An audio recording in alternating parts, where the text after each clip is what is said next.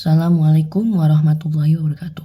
Oke, saya ingin bilang kepada kalian semua, maafkan saya kalau mungkin saya udah lama banget nih nggak bikin video inspirasiku. Soalnya kan kemarin saya juga bilang bakal bikin video inspirasiku lebih sering lagi. Nah, maafkan aku ya teman-teman. Aku mungkin juga lebih sibuk lagi nih sekarang soalnya ngurusin TKA. Soalnya kan aku juga kelas 6 ya, ngurusin reor pasti kan butuh waktu lebih banyak untuk belajar untuk persiapan akhir usaha kan wisuda aku nanti. Nah, kan aku udah kelas 6, pastinya kan udah banyak TKA, tryout, macam-macam lah. Nah, karena itulah sekarang aku jadi lebih sibuk dan aku jadi udah lama gak buat video inspirasiku lagi. Jadi maafkan aku ya teman-teman. Oke, sekarang kita mulai. Oke, aku mulai ya. Kalian siap? Siap ya? Oke. Kita akan membahas tentang bagaimana alam semesta itu bekerja dan tentang teori string dan tentang kuantum. Nah, kuantum itu tuh sebenarnya adalah berbagai macam peristiwa. Kuantum itu adalah sebuah macam-macam peristiwa yang terjadi pada partikel-partikel. Seperti jenis-jenis peristiwa kuantum itu ada quantum entanglement, superposisi, fluktuasi kuantum, dan lain-lain. Tapi itu semua hanya terjadi pada partikel-partikel. Nah, manusia sendiri juga udah buat eksperimen yang namanya itu quantum entanglement pada suatu partikel. Kalau gak salah elektron apa-apa gitu.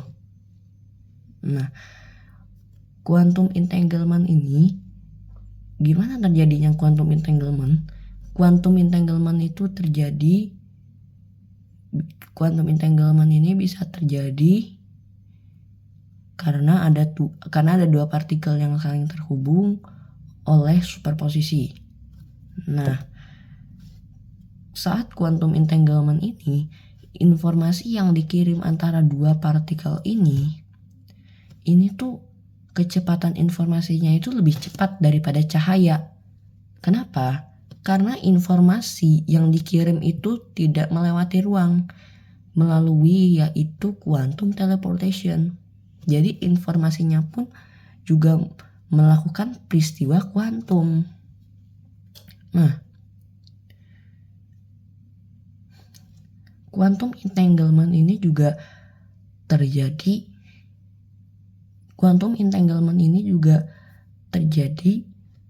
karena ada dua partikel di satu tempat dan waktu yang sama. Itu kan lumayan wow banget ya quantum entanglement itu.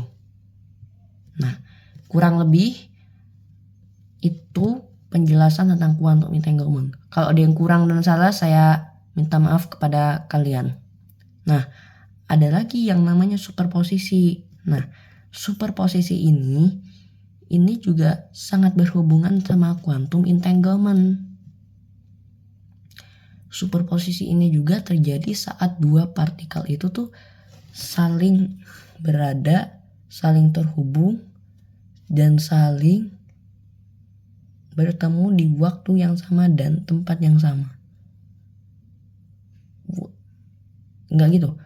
Superposisi itu terjadi antara dua partikel yang saling terhubung meskipun mungkin jarak mereka itu bisa sampai jutaan tahun cahaya. Nah, ada lagi yang namanya fluktuasi kuantum. Fluktuasi kuantum ini terjadi di ruang hampa. Kenapa di ruang hampa? Karena disitulah kuantum itu terjadi. Bahkan kalau kalian mungkin di ruangan yang kosong, tidak ada cahaya atau foton, Dan mungkin kalian di ruangan yang sangat-sangat kosong, mungkin tidak ada cahaya foton, dan mungkin kalian hanya melihat kegelapan. Nah, di kegelapan itu, di situ sebenarnya tidak benar-benar kosong ruangannya.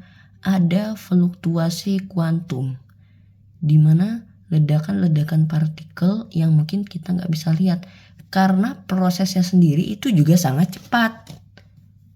Nah, begitulah fluktuasi kuantum. Alam ini memang sangat aneh, tapi mungkin kuantum ini, energi, rumus Einstein, I sama dengan MC kuadrat, itu mungkin kalau bagi keyakinan saya, Tuhan saya itu kan Allah, karena saya kan agama Islam. Dan dijelaskan dalam Islam sendiri, Allah itu tidak diciptakan dan dia adalah zat tertentu yang mungkin sampai sekarang belum diketahui oleh sains dan belum diketahui oleh manusia. Nah, yang kita lihat sekarang yang paling gila termasuk kuantum, teori string, terus teori superstring yang katanya di dalam partikel-partikel seperti sekecil quarks yang sangat kecil dibanding quarks sendiri, itu kan di dalamnya manusia berhipotesis kalau ada string. Nah, string-string ini itu bentuknya itu ada berbagai macam. Ada string A yang menghasilkan getaran elektron, string B yang menghasilkan getaran graviton, terus ada juga yang menghasilkan proton, neutron, terus Higgs boson, partikel Tuhan, bahkan antimateri pun partikel antimateri. Nah, yang diketahui manusia sampai saat ini kan yang mungkin paling gila itu kan teori string, superstring. Nah, kayak gimana ya? Kayak manusia mungkin udah banyak yang mengetahui itu sekarang. Benar.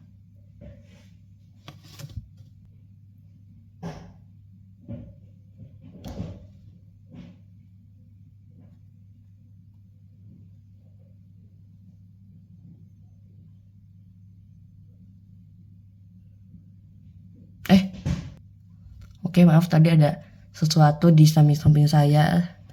Jadi mungkin saya agak gimana, malu gitu kalau saya harus sambil rekam juga. Oke, kita lanjut, maaf ya. Nah, itu tadi.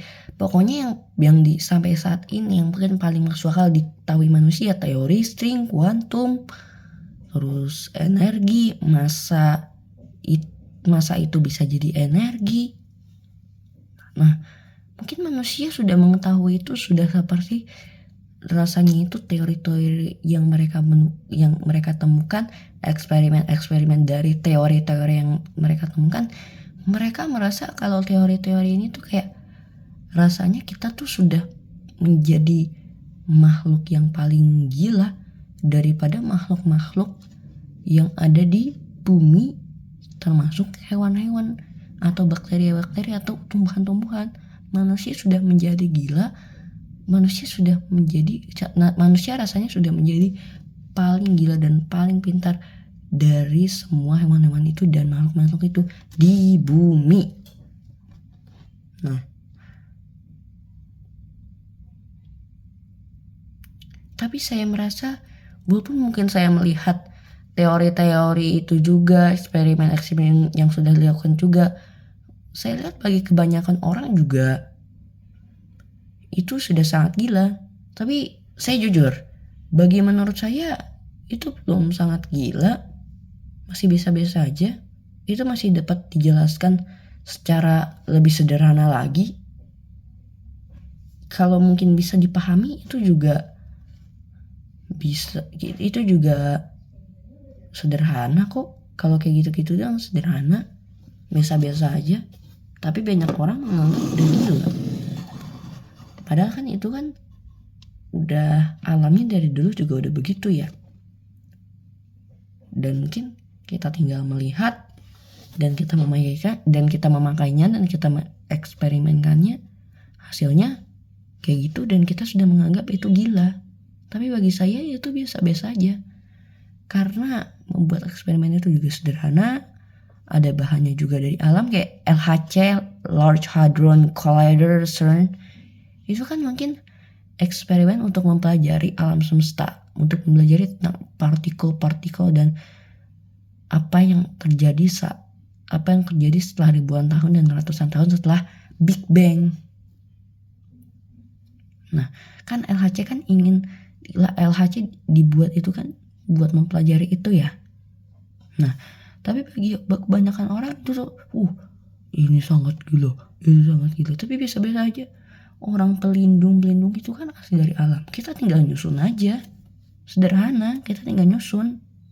Orang barangnya udah ada, udah jadi, udah banyak, kita tinggal nyusun karena banyak juga.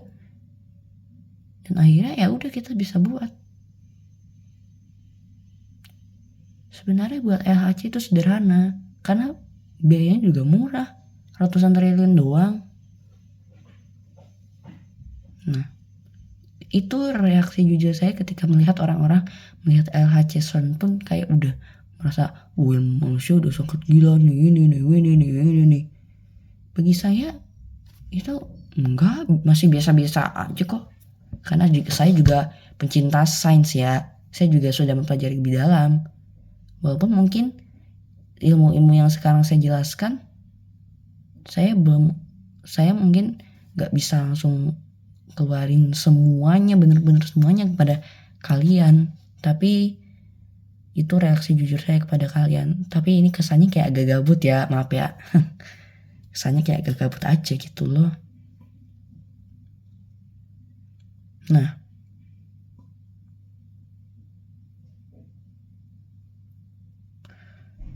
tapi kita lihat sekarang multiverse. Multiverse itu kan adalah teori manusia yang menjelaskan bahwa alam semesta itu banyak. Ada banyak, gak cuma satu. Nah, kan kita lihat materi dan antimateri itu kan kalau ditabrakkan akan menghasilkan energi murni yang sangat-sangat besar. Berdasarkan teori atau rumus Einstein, yaitu I sama dengan mc². Nah, jika antimateri dan materi ini saling bertabrakan akan menghasilkan energi murni. Dan bagi saya ini tuh sebenarnya